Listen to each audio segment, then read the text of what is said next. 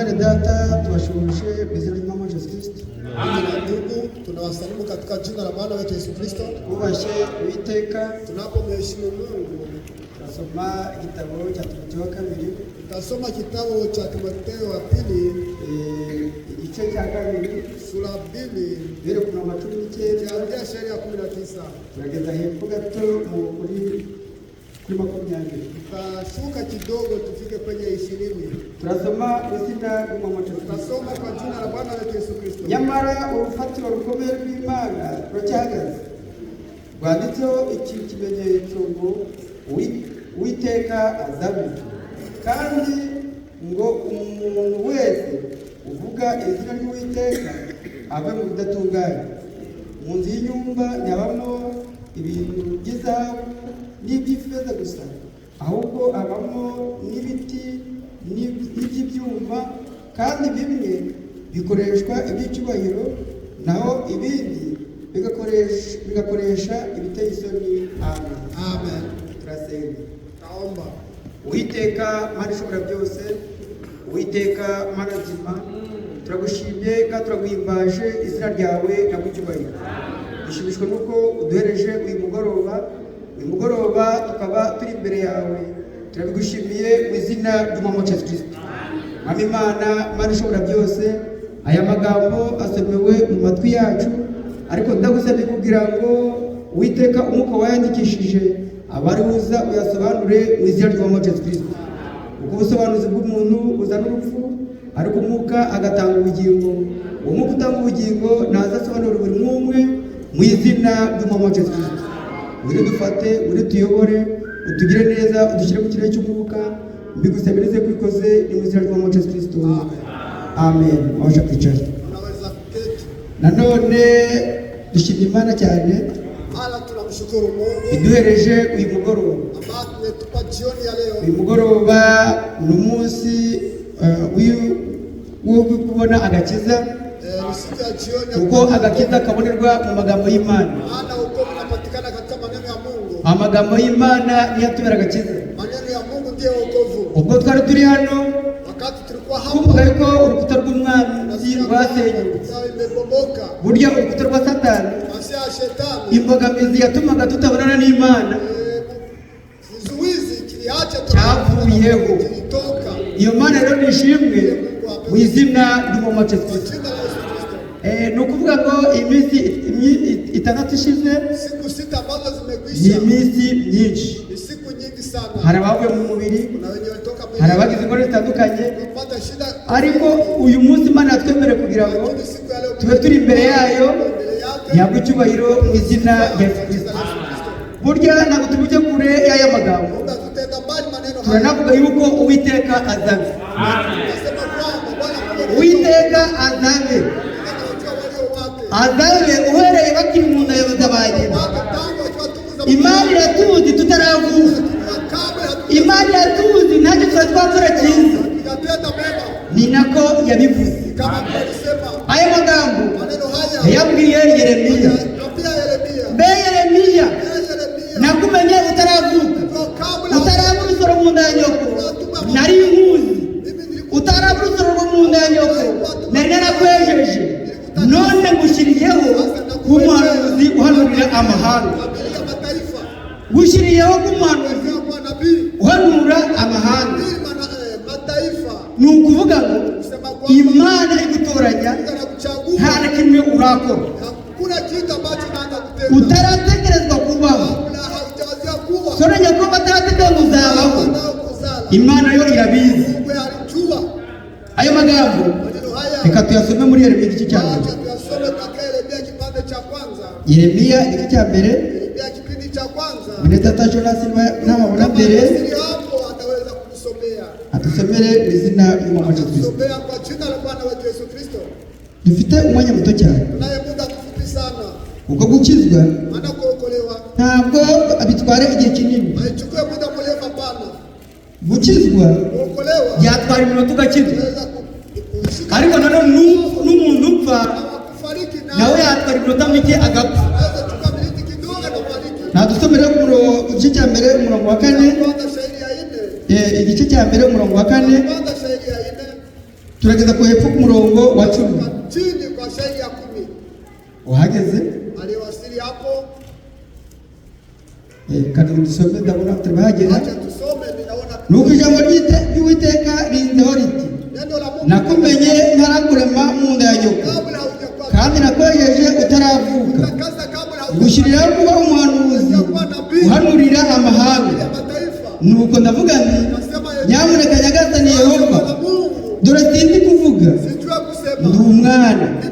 Ariko Uwiteka aramubwira ati, witinya, wivuga uti ndi umwana, kuko abo nzagutumaho bose uzabasanga, kandi icyo nzagutegeka cyose nicyo uzavuga. Ntukabatinye, kuko ndi kumwe nawe, kugira ngo urokore, niko Uwiteka avuga. Uwiteka aherako arambura ukuboko kwe, akora ku munwa, maze Uwiteka arambwira ati, shyize amagambo yanjye mu kanwa kawe, dore gushyiriye hejuru y'amahanga n'igihugu n'ibihugu by'abami, kurandura no gusenya, kurimbura no kubika, kubaka no gutera imbuto. Amen. Imana iri ijambo ryayo mu izina ry'Umwami Kristo. Uyu Yeremiya yari umwana, ariko Uwiteka aramubwira ati, narakumenye, utaravuka nari nkuzi, utaraba urusoro mu nda ya nyoko yewe nari nkuzi. Nawe aravuga ati, none ngiye ko ndi umwana, nkaba ntazi no kuvuga, nkaba ntazi n'icyo nabwira mu mahanga, none ndavuga iki? Ese nigera muri mu mahanga nzashobora kuvuga?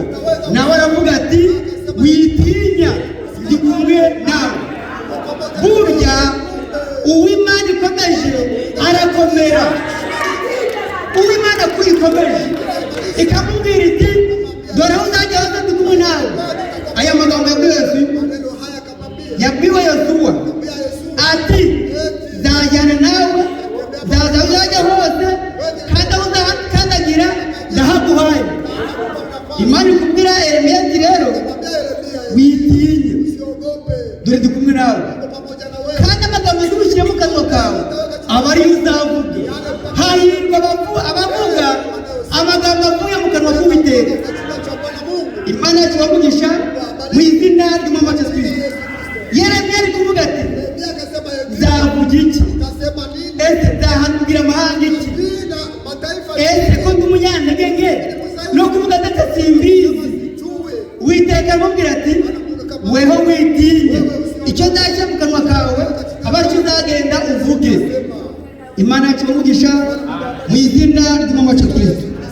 Umurongo wa karindwi kuvuga ngo, ariko Uwiteka aramubwira ati, wivuga uti ndi umwana, kuko abo nzagutumaho bose uzabasanga, kandi icyo nzategeka cyose nicyo uzavuga. Witinya, ndi kumwe nawe, ariko icyo uzavuga ni njyewe nzagica mu kanwa kawe. Icyo uzabwira mu mahanga ni njyewe nzakikubwira. Ariko ni ukuvuga ngo Yeremiya ari kuvuga ati, dore njyewe ndi umwana. Nubwo ariko ngo ni umwana, ariko Imana ikumuhumuriza ikamubwira ati, witinya. Nubwo ariko ngo uri umwana, ariko amagambo yanjye yashyize muri wowe kugira ngo ugende ubanure mu mahanga, ugende ubabwire. Bibiri kutubwira, ntukabatinye, kuko ndi kumwe nawe, kugira ngo urokore, niko Uwiteka avuga. Dore ndi kumwe nawe kugira ngo njye urokore. Ayo mahanga we uzayatinya, ndi kumwe nawe kandi kugira ngo urokore. Imana iri kumwe natwe kugira ngo turokore.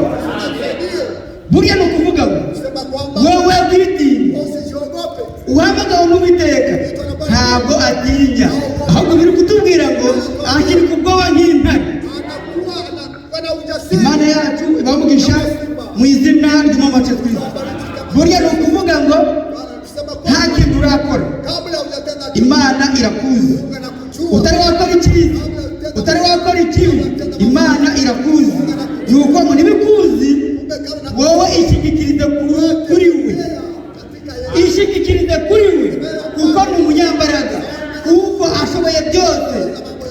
amen. Imana ibavugisha mu izina rya Yesu Kristo.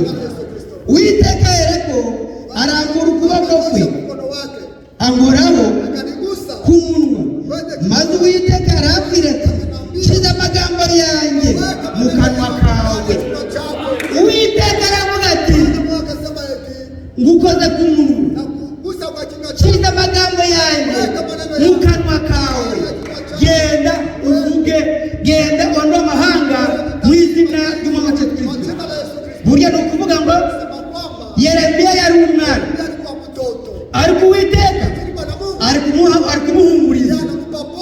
Hahirwa uhumurizwa n'Imana mu rugamba rwawe, mu bitekerezo byawe, ugira ibyiringiro y'uko uri kumwe n'Imana. Yeremiya aravuga ati ubwo ari wowe ubivuze ukaba untegetse, nanjye ndabikora. Imana yacu ibavugisha mu izina ry'umwami Yesu Kristo. Burya ni ukuvuga ngo nubwo Imana watekereza ngo ikuba kure, no, ntabwo Imana ikuba kure, ahubwo Imana ikuri hafi kugira ngo ikurokore mu bibi ibikuvanemo. Burya ni ukuvuga ngo abantu benshi babaye abaseri, ariko baraciye ahantu henshi hatandukanye. Benshi bagiye mu madini, benshi bakoreye ibigirwamana, ariko Imana kuko yagukunze kera ikuvanayo. Ntawaruta Sawuli. Sawuli wari umwicaye. Sawuli yari umuntu uteye ubwoba. Aho yajyaga hose bari bazi ngo agiye kwicana, abamubonye bagahunga, abafashe akabafunga, ariko Imana yari imuzi. Nubwo yakoraga ibyo byose, nubwo yakoraga ibyaha, ariko Imana yari yaramutoranije kera. Ayo magambo reka tuyasome. Burya ni ukuvuga ngo yakoraga ibibi, ariko Imana yaramutoranije. Reka dusome igitabo cy'Abagalatiya. Muri wa muribona imbere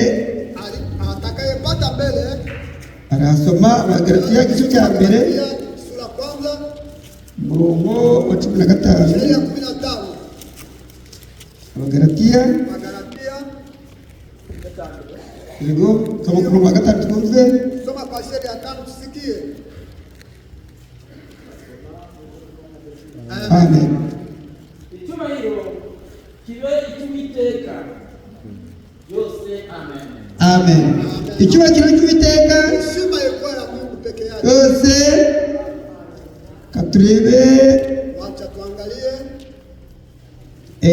tusome Abagalatiya igice cya mbere umurongo wa 13. sheri ya 13. Kumve ayo turasibuka dusome 15. Tutaruka tusome 15. Ariko aho somye Abagalatiya igice cya 15 ari kuvuga amagambo Maneno haya basomye atari kugira ngo dusome umurongo wa 15 kuvuga ngo ariko Imana yandoranije nkiri mu nda ya mama impamagara kuko ubuntu bwayo. Amen. Imana yandoranije nkiri mu nda ya mama, nuko ntaravuka Imana yaratoranije Pawulo ataraba urusoro. Imana yari yaramutoranije. Ni ukuvuga ngo hahirwa Imana yatoranije mu izina ry'umwami wacu Yesu Kristo. Burya ni ukuvuga ngo niba Imana yarakumenya, ikakumenya utaravuka, ikakumenya utararemwa, ntacyo wakurakura ngo uva mu maboko yayo.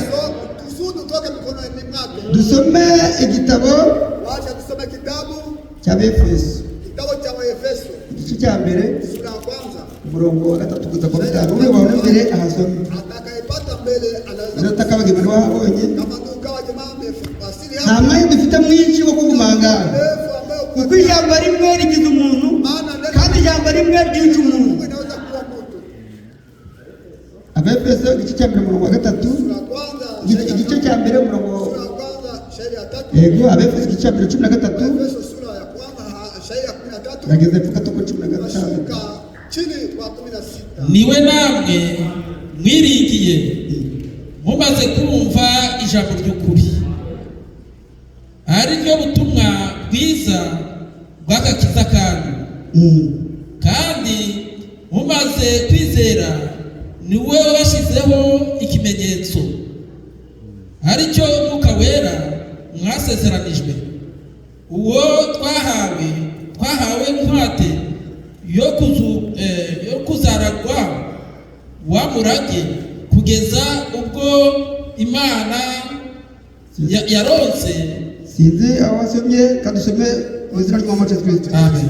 Imana y'Umwami wacu Yesu Kristo ariyo naze ishimwe, kuko yaduhere muri Kristo imigisha yose y'umwuka yo mu ijuru, kuko yadutoranirije muri we isi itararemwa kugira ngo tubabere tutariho umugayo imbere yayo. Amen. Imana yadutoranije, idutoranya tutaravuka, itumenya tutaravuka, tutarakora icyiza, tutarakora ikibi. Imana rero yadutoranije, niyo mpamvu biri kutubwira ngo dutoranije tutaravuka, tutaravutsora mu nda za ba mama yari yaratumenye kera. Burya ni ukuvuga ngo ntacyo wakora ngo wivanemo, niba Imana yarakumenye, niba Imana yaragutoranije ntabwo wavamo, ahubwo uzaguma mu by'Imana. Imana ibavugisha izina ry'Umwami. Burya ni ukuvuga ngo Uwiteka azabe, abe arabazi. Utarakora icyiza irakuzi, utarakora ikibi irakuzi. Ni ukuvuga ngo Uwiteka Imana yacu aratuzi tutarakora ikibi cyangwa icyiza. Sawuli uyu nguyu ni ukuvuga yari umuntu ushaka abana b'Imana akabica, ariko igihe kigeze Imana yamutoranye imuvana mu byaha imuzana mu ijambo, imushyira mu bugingo. Imana yacu ibaho umugisha mu izina ry'Umwami Yesu Kristo. Ni ukuvuga ngo uyu Sawuli yari umwicanyi, yari umugizi wa nabi, ariko kuko Imana yamumenye kera, igihe kigeze iramwiyereka. Sawuli ndaganiriza iki? Nawe ati urinde mwami nkakwizera. Nawe ati ni njyewe Kristo urenganya. Yakoraga Imana mu kutamenya, ariko amaze guhura nayo amenya yuko Imana ishobora byose. Imana yacu bamugisha mu izina ry'Umwami Yesu Kristo. Burya Uwiteka azabe nta kintu urakora, azabe abe nta kintu urakora. Utaravuka arakuzi, nta kintu urakora arakuzi. Imana yacu bamugisha mu izina ry'Umwami Yesu Kristo. Ni ukubera iki Uw'Imana yatoranije, Uw'Imana yamenye, imumenya ataravuka, atarabura mu nda za nyina, mu nda ya nyina, ataravuka, ntacyo aravuga. Imana irakuzi, niyo mpamvu ntacyo wakora kugira ngo ube Uw'Imana, kuko ibyo ukora byose ubikora yuko Imana ikuzi. Niba itakuzi bazakwigisha ibyiza ukora ibibi, bakwigisha ngo mu byaha ukora ibyaha. Kubera iki? Ntabwo uwaye, ariko uwaye yumva ijambo ryayo agatonda umurongo. Imana yacu bamugisha mu izina ry'Umwami Yesu Kristo. Biri kuvuga ku murongo wa 13 icyo gitabo cy'Abefeso, muri we namwe niwe mwiringiye mumaze kumva ijambo ry'ukuri, ari ryo butumwa bwiza bw'agakiza kanyu, kandi umaze kwizera niwe washyizeho ikimenyetso, ari cyo Mwuka Wera wabasezeranijwe. Amen. Mumaze kwizera, mumaze kumenywa n'Imana, ibashyiraho ikimenyetso. Ntacyo wakora, umenye mesaje, nta n'icyo wakora ngo uyivemo. Abo uyamenye uguma muri bo, uguma mu magambo yayo. Imana ibavugisha mu izina ry'Umwami Yesu Kristo. Tutasoma igitabo cy'Abaroma. Abaroma tugenda twihuta kuko dufite umwanya muto cyane. Abaroma 28 kugeza kuri 28 kugeza kuri 30. abahabonye wabonye imbere waliopata wanaweza kusoma ibice 8 28 kugeza kuri 3 8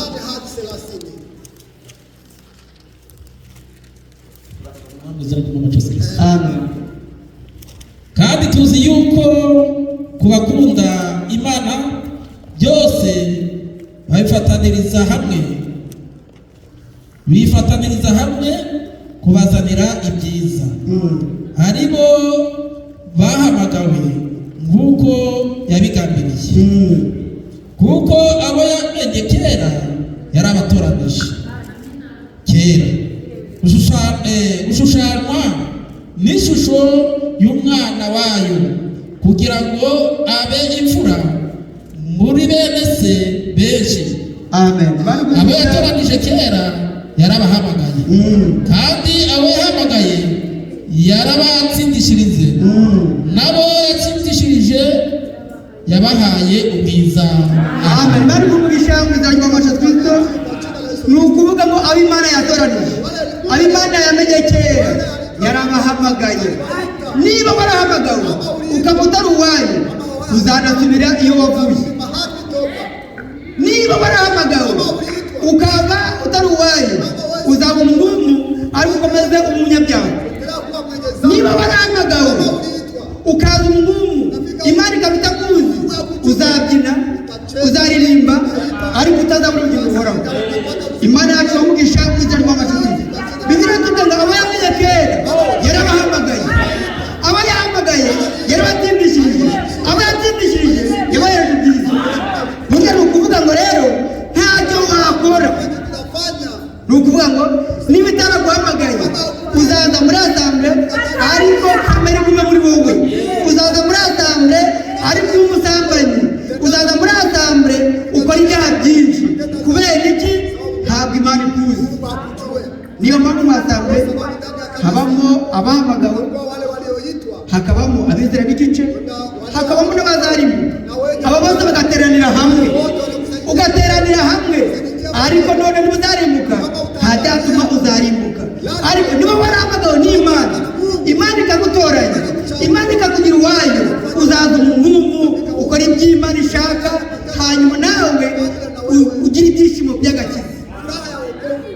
Iyo umuntu atahamagawe nta byishimo by'agakiza azagira, ndetse bazabwiriza yumva aremerewe, ndetse bazabwiriza yumva ari wowe wabwirije, ndetse azaba umugumu ati ni njye wavuze. Kubera iki? Yahamagara kuri we. Ariko Imana yatoranyije yabagize abayo. Isi itararemwa, isi itarabaho, Imana irakuzi, izi kuzajya mu ijuru, izi kutazarimo. Ariko Imana yatugiriye neza, ikabatoranya, ikabagira abayo, baza muri asambure, bagahabwa umwuka wera, yaririmba akaririmbira mu mwuka, yasenga agasengera mu mwuka, mwizera cy'umwuka Kristo. Burya ni ukuvuga ngo abo Imana yahamagaye yarabatoranije, imaze kubatoranya ibaha ubwiza, imaze kubahereza ubwiza irabaneshereza. Abo Imana yahamagaye irabaneshereza, nta cyaha kimwizingiraho, no, ahubwo icyaha kiraza nawe ukakinesheje icyiza. Icyaha cyakwizingiraho ugahamagara umutabazi wawe, umutabazi wawe akakurokora. Imana yacu wamugisha mu izina ry'umwami Kristo. Ntacyo wakora na kimwe mukizwe, ntacyo na kimwe wakora nk'umukristo. Ni ukuvuga ngo abo yamenye kera yarabahamagaye, imaze kubahamagara ibahereza ubwiza, imaze kubahereza ubwiza irabaneshereza.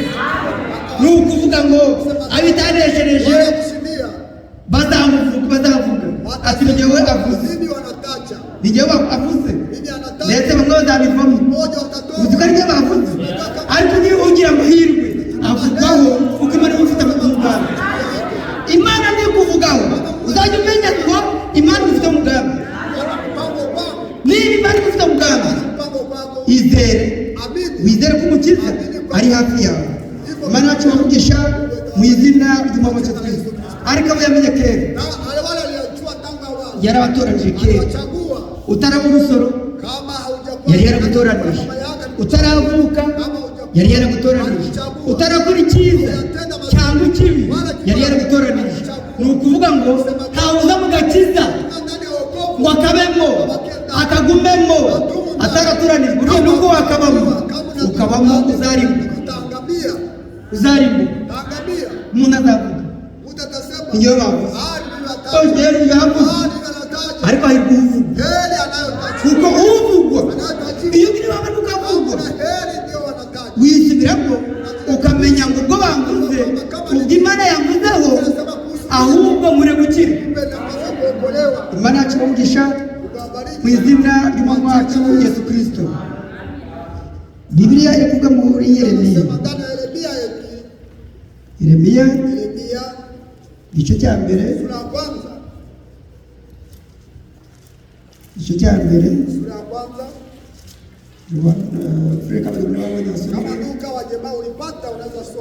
igice cya mbere umurongo wa kane kugeza ku munani. Ariko Uwiteka arabwira ati, wivuga uti ndi umwami, kuko abo nzatumaho bose uzabasanga, kandi icyo nzagutegeka cyose nicyo uzababwira, nicyo uzavuga. Amen. Amen. Amen. Bibiliya iratubwira muri iki gice cya Yeremiya umurongo wa mbere ati, nubwo ijambo ry'Uwiteka rinzaho riti, nakumenye ntarakurema mu nda ya nyoko, kandi nakwejeje utaravuka, ngushyirira kuba umuhanuzi uhanurira amahanga. Imana yacu ibamugisha mu izina ry'umwami Yesu Kristo. Ijambo ry'Uwiteka rivuga kuri Yeremiya riri kumubwira riti, nakumenye utararemwa, utaravuka, na narakwejeje. Burya nta kintu wakora kugira ngo Imana ikweze, ahubwo Imana ikweza utaravuka, Imana ikakumenya nta kintu na kimwe utaravuka. Burya ni ukuvuga ngo nta muntu uza mu gakiza bakabemo Imana itarakumenya. Uzaza mu gakiza, nuza mu gakiza waragenda kurimbuka, uzakora ibyaha kurimbuka, bazabwira muri kuremerera. Burya ni ukuvuga ngo Bibiliya iri kutubwira ngo nakumenye mu nda ya nyoko, utaravuka, utarabusora, nari muzi. Burya Imana yari ituzi. Uyu munsi turi mu ijambo kubera ko twamenywe kera, kuko tuzwi kera. Nta kintu twari twakora, nta kintu twari twakora, Imana iratuzi.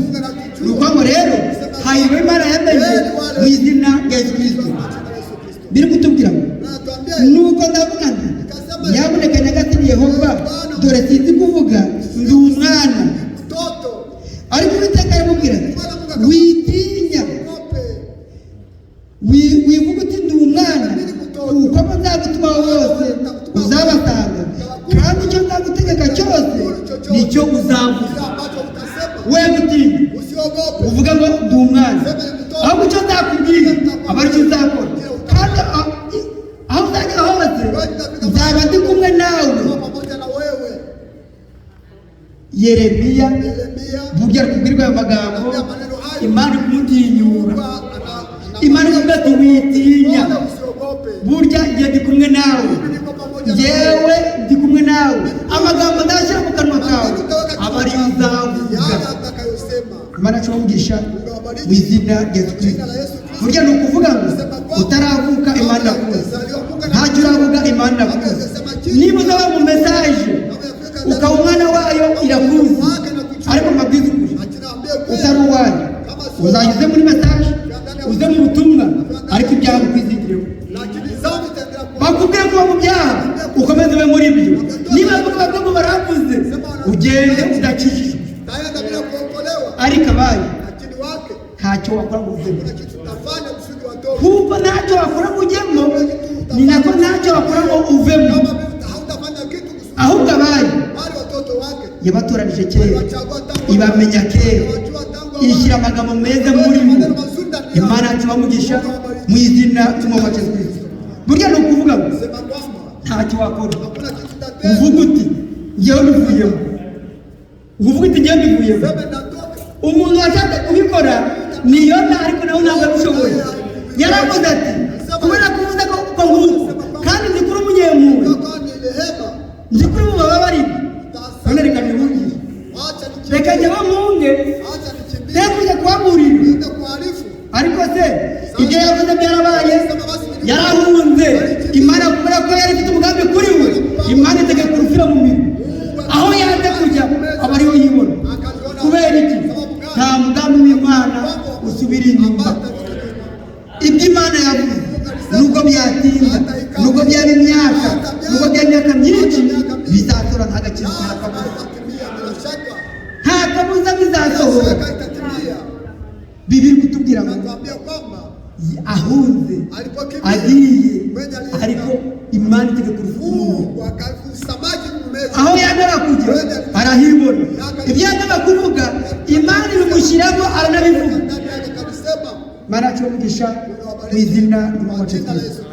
Buriya no kuvuga ngo abimana yagiriye neza ishyira mu kanwa kabo ibyiza, abitamenye ntacyo wakora.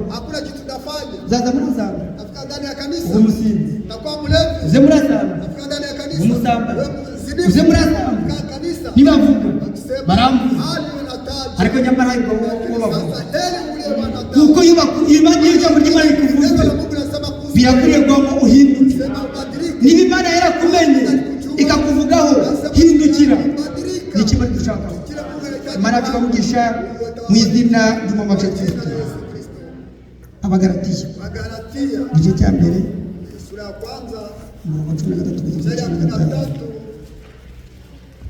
tukugenda dufite iminota mikeya, tunakwenda tuko na miniti kidogo, iminota mikeya. Abagalatiya urwabona barasoma atakayepata mbele ataweza kusoma John wanyisome kama anapata.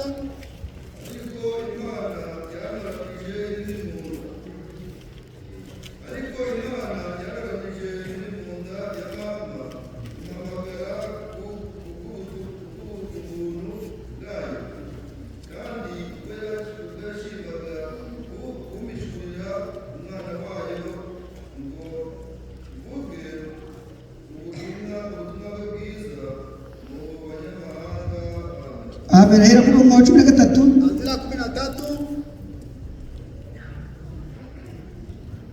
hera ku murongo wa 13.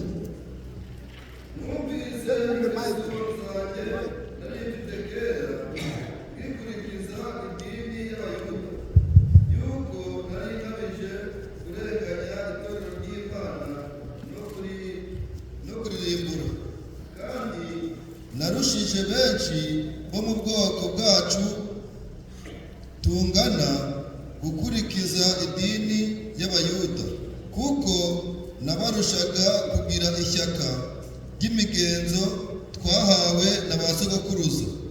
Ariko Imana yantoranije nkiri mu nda ya mama, impamagara kubw'ubuntu bwayo. Amen. Mari mumugisha muzira twaje. Paulo alikuga magambo. Mumvise ingeso zanyu. Nonagenda na gakera. Ingeso zanyu nagenda na gakera. Ingeso za Sauli yari umwicaye. Yaragendaga agatanga indandiko ku bakuru, bakamara indandiko akajya kwiga ubwoko bw'Imana. Akirukanga akabamo kwasha mu nzimbo abandi akabica. Ariko none kuvuga ati mwumvise ingeso zanjye nagenda na gakera yikurikiza idini y'Abayuda. Yari umuntu ukunda idini cyane. Burya Paulo yari umunyedini. Nuko natwe twatoranijwe, nuko natwe twari mu madini menshi, natwe dukora ibyo twishakiye, ariko Imana ishima yuko tuvayo.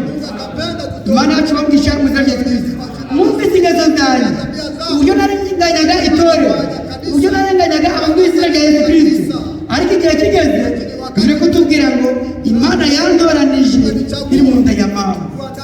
Yakoraga ibyaha akagenda akica abantu, abavuga izina rya Yesu Kristo akabica, ariko Imana iramuhindura. Niko natwe Imana yaduhinduye. Bibiri kutubwira ngo twari dupfuye tuzize ibyaha byacu, ariko Imana itugirira ubuntu idukura mu buryo byawe. Imana yacu bamugisha mu izina rya Yesu Kristo. Imana yatoranije abakera ni nayo natwe yadutoranije. Uwitatoranije ntacyo yakora kugira ngo yumve ubutumwa bwiza. Azabwumva ariko akora ibyaha, azabwumva ariko aba umusambanyi, azabwumva ariko agire byinshi akora, abwirizwe ariko ntayumvire. Kubera iki? Ni ukuvuga ngo afite ikibazo. Birakwiye kugira ngo umuntu wese agakira Imana, amenye ngo uwamuhamagaye ni umuntu ukomeye. Iyamuhamagaye ni Imana ihindura, kuko Imana twizeye ni Imana ihindura.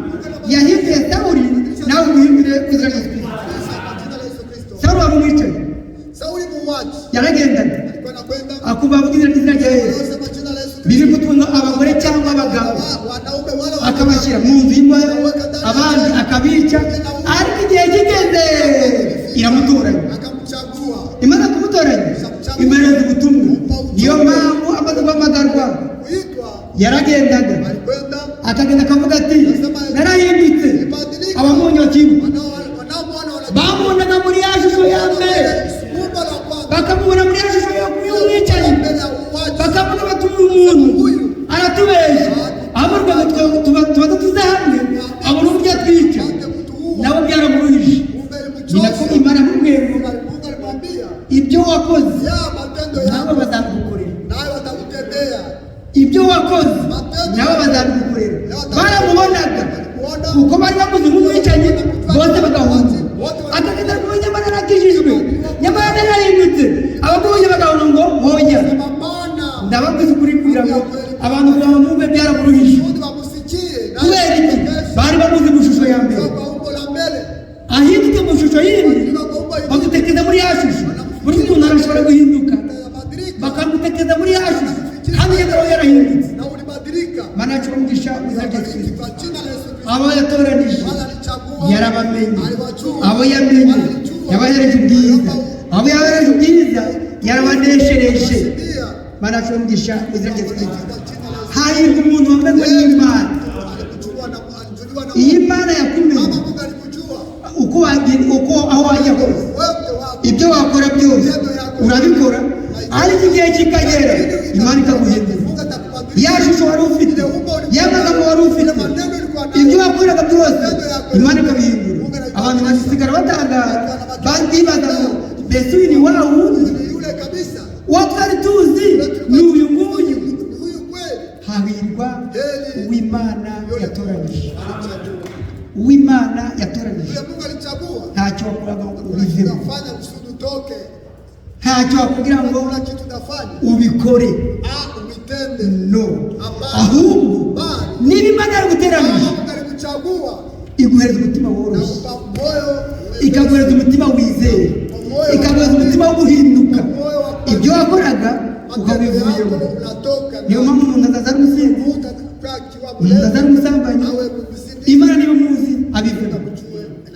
Imana yacu bamugisha mu izina rya Yesu Kristo. Tugenda tugusoza gutya, tunafikia kwenye ukomo wala tugenda tugusoza. Nakaribia mwisho. Bibiliya iri kutubwira aya magambo Maneno haya eti ngo abo yamenye kera, wale alijua tangu awali, abo yamenye kera wale alijua tangu awali yarabatoranya. aliwachagua, Imaze kubatoranya irabaneshereza, akawashindia, imaze kubaneshereza ibahereza ubwiza. naomba utukufu. Burya ni ukuvuga ngo Sema kwamba ubwo bwiza bw'Imana nibwo biva ku muntu watoranijwe.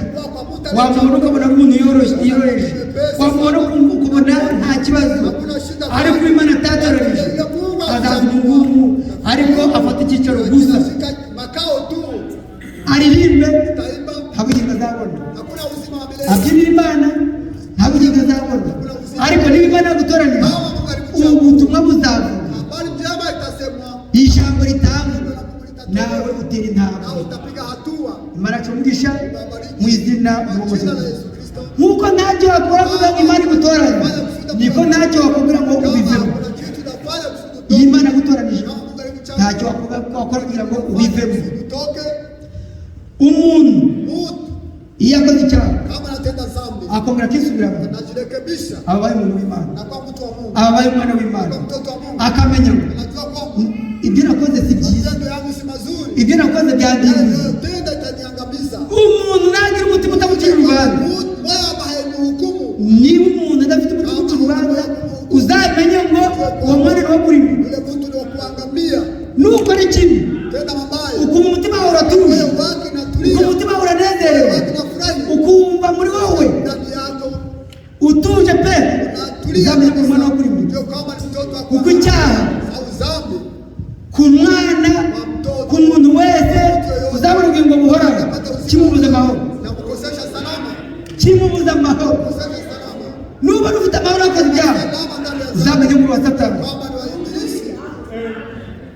Nuwumva Ujisiki wanyoye inzoga unakunywa pombe, warangiza ukumva uranezerewe, unafurahi, ukaza ugatera ugataha, wewe unakusanyika, unarudi, nubwira ngo wihane, hautubu, ntacyo uzakora kwa uzaba hakuna ubugingo. utafanya kusudi upate uzima wa milele. Kuko abana ba Satani Maana watoto wa ibilisi ntabwo bihana, hawatubu. ntabwo bamubwira ngo wakoze icyaha cyemere. Mwambia sasa ulifanya dhambi, Bakora batizana abagabo rero leta bakoze igihe cyazana abagabo hajya ngo nyere wewe wamenyemere unaona wapi? hari gusaba iki abagabo, nyamara umugabo aramufite n'umutima we, umugabo aramufite n'umutima we, umutima uri kumubwira ngo wakoze ibi, wakoze n'ibi, wakoze na biriya. Amindari atarabwira utarabwiwe ijambo, umutima bazari uramwigisha. Umutima w'umuntu ni umwarimu mwiza, umutima w'umuntu ni umwarimu mwiza. Uko njye wamisha wahisha pasitoro, wahisha runaka, ariko umutima ntabwo wahisha. Imana ntabwo wahisha, Imana ntabwo wahisha. Uzagenda ukora icyaha nijoro ntabwo bambonye, ariko kutubwira ngo ibyo wakoreye mu mwijima izabishyira ku mugaragaro, amaso yawe abirebe. Wote wataliona. Kubera iki? Ni Imana ireba utabona, ibyo wowe utareba Imana irabireba. Imigambi yacu Imana irayizi. Ntacyo wakora umugambi wawe Imana irakuzi. Ntacyo wakora mu guhunga, Yona yaravuze ati, Imana yamubwiye ngo genda umurinde inyuma ubabwire baba mu byaha byabo. Yaravuze ati yewe ndabizi kuri Imana igira impuhwe, ndabizi yuko ntabwo babarimbura, ndabizi tugira impuhwe, hakuze kandi ihungire. Acha nikimbie. Imana iyo yakuvuzeho Kama alisema ntaho wahungira, hakuna mahata kimbia. arahunze Anakimbia. atanze ihoro, yinjiye mu bwato. Ubwato bugira amahoro? Nta mahoro Hakuna salama. hayo. Abarimo turapfuye we, turapfuye we, imirimo tuvanamo tubitere mu mazi, hanyuma tukaruhuka, bagatera mu mazi murakomeza. Zoruba inaendelea. Yewe igihe kirageze, buri muntu nasenga Imana ye, abasenga ibigwamana bagasenga, abasenga bayari bagasenga, abasenga bikira Mariya bagasenga, ariko byaba ntibikanga kugira ngo kanga gutuza witaba n'iki. Harimo umuntu Imana yatumye yarangiza agahunga.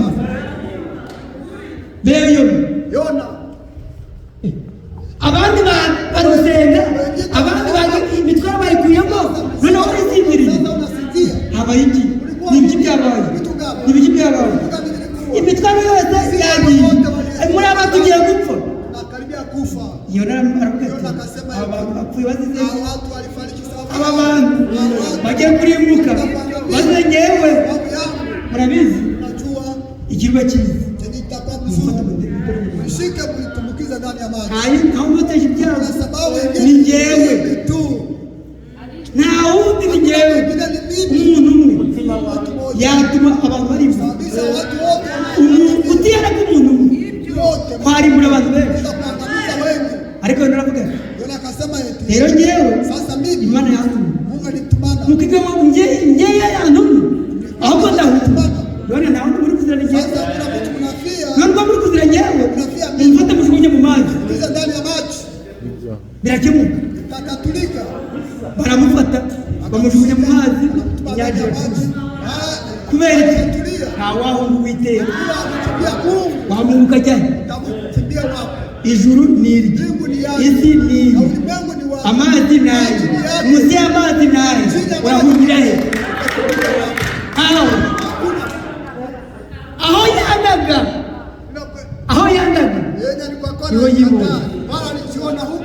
yonati Yona anasema eti kagende magurire waacha niende ariko kuharifu. ibyakuko zibani zabica tu Lazima Mungu atawaua. burya we yabonaga akabona inini we badana kama karimbuka Na wote wataangamia. ariko bibiliya Lakini Biblia igikunda abantu bigaruka napenda watu wanajirekebisha. ijambo ry'imana rikunda abantu bagarukira imana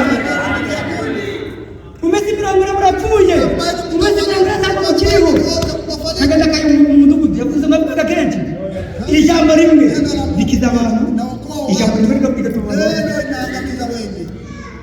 yemwe umeze mirongo ine murapfuye akaba umudugudu umwe akajya mu wundi umeze mirongo ine murapfuye Utafariki.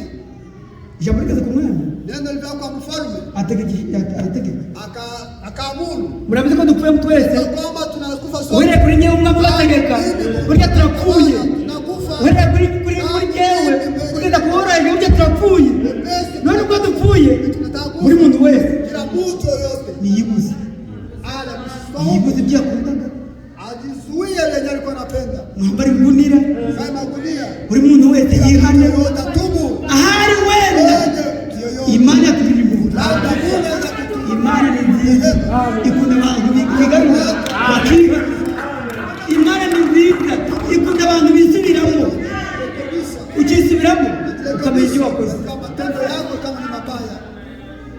ariko imana Lakini Mungu izabaye anawajua watu abe irabazi wake na wajua. nkuko ntacyo wakora ngo ube n'imana Fanya mkatae Mungu. nta na kimwe Hakuna hata kitu. ahubwo bayo Wake yakamenye kera aliwajua tangu awali. yone narabamuriye murapfuye Kufa mtakufa.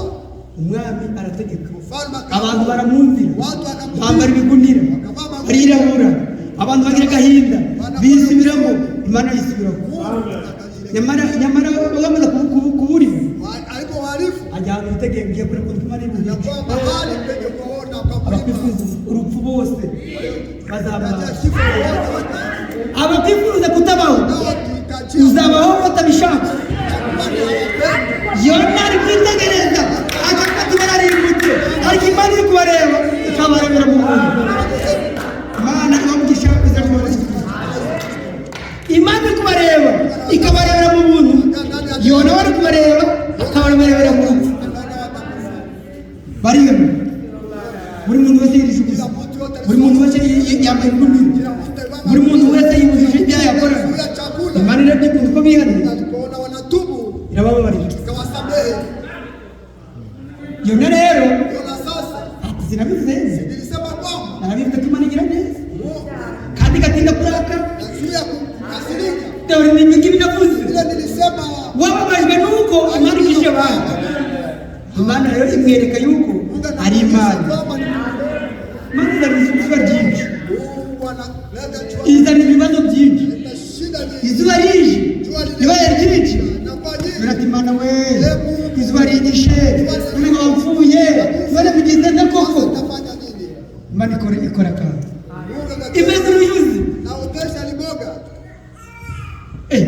mujya kwisha irisha Itajua amaze kwisha ilipojificha. mana yo gutuma utunyamaswa Mungu akatuma nao. iraturya Kata mizizi yake yabiruru inakauka. imana we Oh, Mungu. imana we ko mvuye Oh, Bwana none na bakamenya dayo sasa unajua none uruyizi ko rujeje aha wihishe hapa kwenye ni wowe wahashyizeho baraka basi. katswe abantu banjye niremeye abashyira ku isi none ukababazwa nuko mbakijije imana yacu ibagurisha mu bwacu kuko imana ikukiza tutakoze icyiza tutakoze n'ikibi ahubwo tukiza kubunga kuko nta kintu cyiza wakora kitu kizuri ukizwe, usiokolewe, ahubwo Imana igushyiramo gushaka icyo cyiza, ugakora icyo cyiza, urakogira ubuntu. ambao umepata neema. N'ubuntu Ni frere, neema.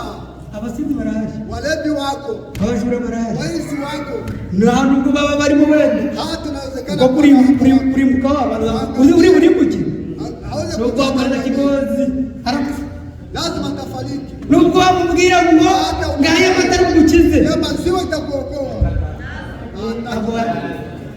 uzasenga Naomba usanga, wende kuwa mzima. uzasenga Naomba umushu, uwe mwizi. uzasenga ubone kuranya, Uwe ibyaha bikomeze kwinyigireho. Kubera iki? Imana yagutoranije, ariko Imana yatoranije bivuga ngo nakora icyaha azisobanukirwa, amenye ngo nakoze icyandimbuza, apfukame imbere y'Imana, asaba imbabazi, Imana imubabariye. Hahirwa Imana yababariye. Iyo naritegereza amaze kureba aravuga ati kweli menye kuri Imana igira ubuntu, menye kuri Imana itinda kurakara, menye kuri Imana ikiza. Ibyo yatekerezaga ntabwo aribyo bibaye, ahubwo Imana ni nyabuntu, ni nyembabazi. Iturebye alipotutazama twese twaba sote tukafariki. iyo umuntu akora icyaha Kila mtu anatenda agakora dhambi, kubeshya, danganya, abantu bagize inama, fanya mambo kadhaa. ariko icyo turusha abandi Je, tunatisha wengine ni ukumenya ngo wagikoze kujua kwamba kandi icyo gukora imizi na kitu cha kufuata ugapfukama na ugasaba Imana imbabazi, Naomba ariko utari uwayo uzavuga ngo wazinze bafurere mu rugendo oya, hapana, nyamara wakoze iki cyaha no hapana. uzajya umenya ibyawe mwa Unajua mambo yako. uwo kuribuka avuga icyo, Anasema vile. ariko ahiga uburirwa Yeye ni amani anaarifiwa. uburiwe abafite amahirwe yo gukira, Na salama abagifite amahirwe yo kubona ubugingo buhoraho, uzima wa milele. abagifite amahirwe y'uko Imana imuvuzeho. Mungu anasema kuhusu yeye. Nutaha Imana itakuvuzeho Unarudi bila ntabwo uzaba uzakiza, wewe hautaokolewa. ahubwo Imana ivuzeho Kama Mungu anasema yisobanukirwa, nkamenya ngo ibyeruka ndetse byiza ngahindurira Imana. anabadilika. Niyo mpamvu Ndio sababu bamaze guhindukira alipogeuka Imana irabakiza. Mungu Imana akawaponya. ikunda abahindukira Mungu anapenda wale bakava mu byo bari barimo. Imana ikibavugisha izina rya Yesu Kristo, burya ni ukuvuga ngo kusema kwamba abo Imana yatoranije wale Mungu alichagua bariyoroshye, wanajinyenyekeza, ntabwo biyoroheje. wanakuwa wanyenyekevu. Waza ugakora ikintu wumva kikurimo, Unapenda kitu kijihisi ndani ukumva ufite ishyaka kama una wivu ryo gukorera Imana. tenda kazi ya Mungu. Kubera iki? Sababu gani? Ntawabigushyiramo, ahubwo mu Imana yabigushyize Bali ku Mungu atakuweka ndani. maracumugisha izina rya Yesu Kristo. Jina la Yesu Kristo. Kera tukiri abanyedini Zamani tulikuwa twumvaga wajezehebu. turi mu kuri, Tunasikia tuko twumvaga ndani. tuzabona Imana, Tunasikia tutaona Mungu. ariko tumenye Imana y'ukuri, Mungu wa kweli. tumenye ko aho twari turi hari urupfu, Kwa kifo. nyamara twari turi mu rupfu tutabizi, ariko kuko Imana yatumenye kera Sababu umetuka tangu iraduhamagara, akatuita. ituzana muri mesaje, twakira ubutumwa bwiza, tubatizwa mu izina ry'Umwami wacu Yesu Kristo kugira ngo tuzabone ubugingo buhoraho. Imana yacu iramugisha mu izina rya Yesu Kristo. Burya amagambo tuba turi kuvuga Tukiongea ni uko Uwiteka azabe, Uwiteka azabe, abayo irabazi, wake na wachua. yarabamenye, Aliwachua. yarabatoranije, yabahereje byiza, yarabaneshereje, ntacyo wakora rero. Kuna kitu tutafanya. Ukiri mu nda, Ukiwa ndani ya tumbo. utaraba urusoro, utaramenya wakoze icyiza, Matendo mazuri na mabaya.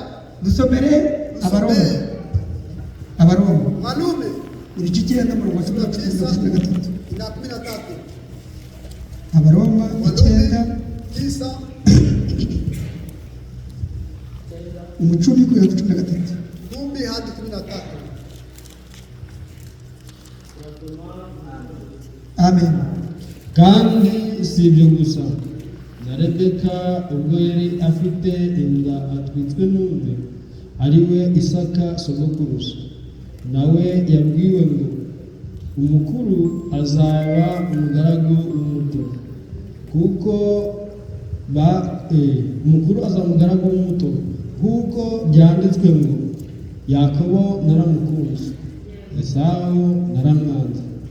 Kandi yabibwiwe abana bataravuka kandi batarakora icyiza cyangwa ikibi, ngo ibyo Imana yagambiriye itoranya bibeho bitavuye ku mirimo, ahubwo bivuye kuri yo ihamagara. Amen. Nani mugisha izina ry'Imana. Uyu ni Yakobo na Esawu. Ariko bari babyaye umugabo umwe. Walizaliwa na mume mmoja. Ariko Biblia yatubwiye ngo Tuambia kwamba nta kintu bari bakora. kabla watenda Imana yari yaramubwiye Yakobo alijua Yakobo akiri mu nda. akiwa ndani ya tumbo la mamaye. Si ibyo gusa, Zile tu ahubwo na Rebeka na Rebeka ubwo yari afite inda wakati alikuwa na atwitswe n'umwe ari we Isaka sogokuruza. Nawe yabwiwe ngo umukuru azaba umugaragu w'umuto. mtumishi wa mdogo. Uyu ni nyina w'aba bana babiri. Mama Ariko Imana iramwishurira iramubwira ngo uzavuka ubwa nyuma niwe uzaba mukuru. ndiye atakuwa mkubwa. Nyamara barakora icyiza, Hawajatenda maasi. nyamara barakora ikibi. Hawajatenda mabaya. Burya Imana yatumenye kera ntacyo wakora. Niyo mpamvu igihe cyageze Yakobo yava kugomana n'ubu Yakobo akirana na marayika. Ijoro rigiye gucya wandekuye mu mugabo oya ntabwo nakurekura. Nawe ntukane kuri Imana yawe, ntukane kuri Imana yawe itaraguhindura. Wandekuye mugabo ntabwo nakurekura. Bugiye gucya none witwa nde? Nitwa Yakobo. Genda ukitwa Yakobo ukundi ahubwo ubaye Isiraheli. Imana gutoranije iraguhindura, yanga kugumana ubu Yakobo, yanga kugumana ububeshyi, kuko yariganyije mukuru we.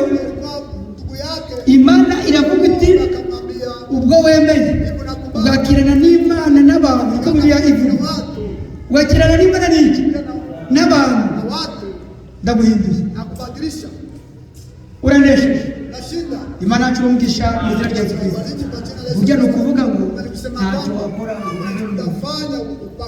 umuntu uza muri mesaje akaba ataratoranijwe akaba atarahamagawe, azaza kugira agende, azaza abe matarimo, akapfa kugenda, kapfa kujya mu bafurere. Uwo mwita inkurikizi. Ariko Imana yatubwiye neza, yaturinda kuba inkurikizi, ahubwo dushyira mu ijambo ryayo. Imana yahabwa icyubahiro mu izina rya Yesu Kristo. Umuntu azabona nyamara atarimo kubera iki? Ntabwo ari ibyo. Niba utaratoranijwe ukaba uzi ngo uri muno, ni Sawuli, ni Sawuli umuganda. Burya umuganda nta muntu n'umwe wajya mu muganda ukavuga ngo aracyukiye. Ntabwo hari umugabo wajya mu muganda, umugore agasigara ari guteka ashyizeho amazi, umuganda agiyemo araza byiza. Ntacyo. Nawe rero wari gukora nk'ibyo ngibyo. Burya ni ukuvuga ngo Imana tugire neza. Impamvu tubaye amadini yatuvanyemo ituzana muri mesaje, yatuvanyemo ituzana umuntu ubwayo. Ariko igaze ni uko abo yatoranije yabashyize hamwe. Muri abo yashyize hamwe yongera gushimishwa n'umukuru w'abana bayo. Burya kuva mu idini kurokoka, kuva mu idini kushyira mu muryango w'abafurere ukaba umufurere. Ariko baza kuba umufurere, Imana irakwiye ko wongera ubyarwa ubwa kabiri, ubyarwa ubwa kabiri, yongera gutoranya ubwa kabiri, kuko ikuvana atari ijambo ikakuzana mu ijambo. Muri iryo jambo rero birakwiye ubyarwe naryo, ubyarwa n'ijambo. Wabyawe n'ijambo aba yoroshye, aba yoroshye, ntabwo ayikomeye. Imana yacu ibamugisha mu izina rya Yesu Kristo, ariko Uwiteka azabe abe irabazi utaravukira kuzi utararemera kuzi hahirwa Imana yamenye mu izina rya Yesu Kristo. Imana ibiriza heza mu izina rya Yesu Kristo.